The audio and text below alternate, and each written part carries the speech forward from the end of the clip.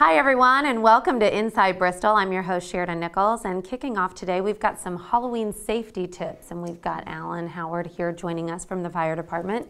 Thank you so much for being with us. It's good to be here again. Can't even believe it's Halloween. It's right around the corner. It is, and so with that comes some are obvious safety. You know, when I think Halloween safety, I instantly think, and this is probably because I have kids, of checking candy. I sort of think that route, but really there is so much involved with this month in terms of fire safety with Halloween. The first thing, once you have your kids have went out and they've got their candy, make sure you check it, go through it.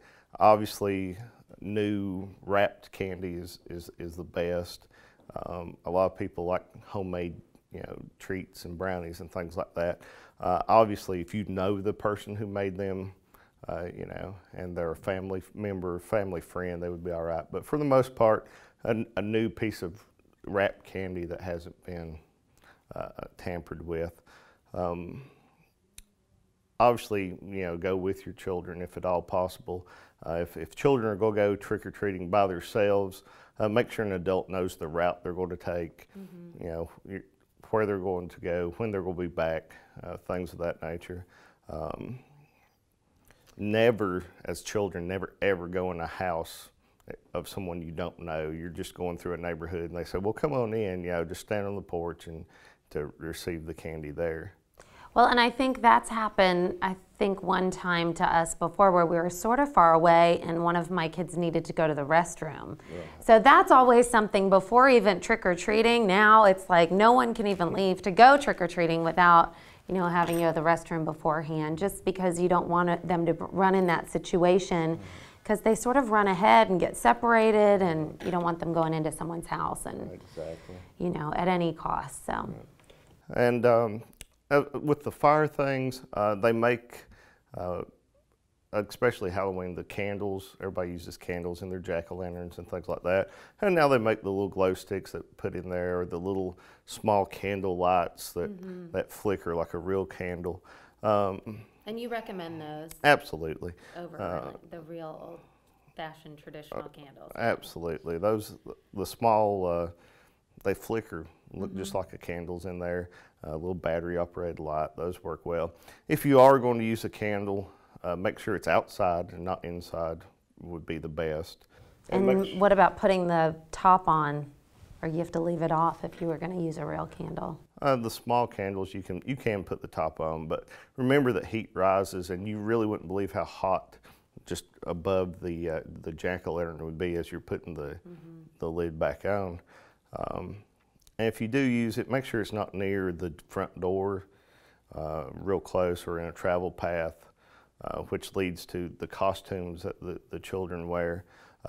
Make sure that they don't have a lot of long flowing things that are like drag the ground, whereas if you're at someone's house and they have a jack-o'-lantern with a candle in it, as they turn, their cape or whatever ends up inside the jack-o'-lantern. And then mask, make sure that they have large enough eye holes where the children can see where they're going, or use, and they can breathe. Yes. Or use face paint is even better, because then you don't have any issues with sight lines or anything like that. Use a flashlight so they can see where they're going. You can see where you're going. And the little disposable glow sticks, and I know they've got them in necklaces and wands and all kinds of things you can carry.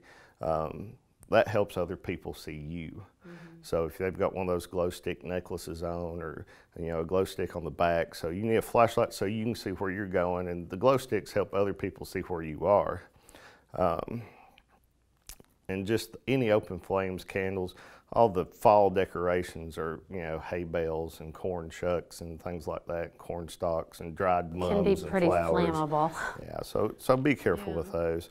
And just use good traffic safety. Is cross at the corners. Don't dart in and out between parked cars.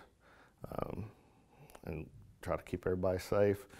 Just in case, go over stop, drop, and roll right before you go out with your kids. Or maybe not right before, but remind them, hey, something should happen. And just other than that, just watch out for any animals or dogs on your route, and everybody should have a good, safe Halloween. And then one last thing before you go and before we go to the next segment, we were also talking fire safety with haunted houses, because that's a big thing. Not only that it's fun to go to haunted houses, but sometimes families, especially with the preteen, teenage kids, they'll actually set up their own haunted house. So there are some fire safety things that you want to think about with that too. Absolutely. Like you said, once they are too old for trick-or-treating, a haunted house, it's then they want to scare all the little ones. That's right. It's fun for the preteen teenagers, for them something to do, and a lot of organizations use them as a fundraiser. It's a really good fundraiser this time of year. But there are a few things. Not only if you're going to set up a haunted house and run one, or you're going to visit one, that you need to keep in mind. And a lot of it deals with the fire safety code and the building codes. Once you turn a room from just an open space into a haunted house, it may become a different, what they call occupancy. It may go from just a warehouse to an assembly occupancy. So the things that didn't apply while you were storing pallets of material there, now you've changed it. And you have to have a sprinkler system. You have to have smoke detectors that are tied into your lighting. And there's a lot of codes things and liability issues that if you're going to put on one, that you should think about. If you're going to take your family to one, you should ask if the exits are marked at floor level, because a lot of these it's good to have an exit plan anyway, because you never know. You might get in there and get too spooked and want out. You know, a lot of these haunted houses, they have things hanging down, or they use fake smoke, and makes it hard to see, even once they turn the lights on, should there be something. So make sure the exits, ask if the exits are marked at floor level. So if you're crawling along, you can have an arrow leading you to an exit. Ask if they have smoke detectors, ask if they have a sprinkler system, and if they don't, ask, you know, what their plan is. One thing is to have one switch or one person at the switches that can turn all the overhead lights on and at once. So if there is an issue, you can turn the lights on, and a speaker system, not only to play the scary music, but to make announcements. Right. So you can announce, hey, this is not part of the attraction, you know, make your way to your closest exit. Gotcha. Well, thank you so much for being on with us today. Am I missing anything? I don't think so. It's a lot of information. It is. We just want you to have a safe Halloween. Absolutely. Thank you for being on today, and stay right with us. We'll be right back.